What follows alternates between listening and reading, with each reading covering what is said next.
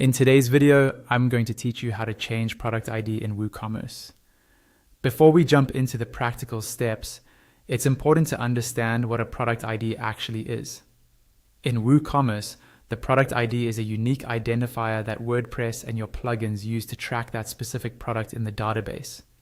Because of this, directly changing an existing product's ID is generally not recommended and can cause serious issues like broken links, missing data, or conflicts with other plugins.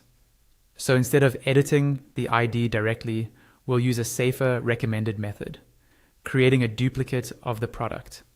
When you duplicate a product in WooCommerce, WordPress automatically assigns a brand new product ID to that duplicate, while keeping the content and settings the same. Then you can customize it as needed, and if you want, remove the original. Let's go through the process step by step.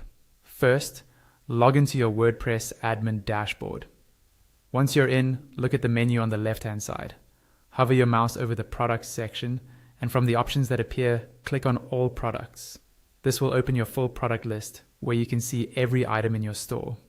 Next, find the product whose ID you want to change. Hover over that product's name. When you do this, a small set of options will appear underneath the product title, such as Edit, Quick Edit, Trash, and importantly, Duplicate. Click on Duplicate. WordPress will now create a copy of that product and open it in the product editor screen. Here you can edit anything you like: the title, description, price, images, categories, and so on.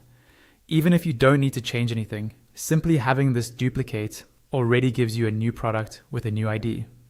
When you're happy with the settings, look to the right-hand side of the screen for the Publish panel.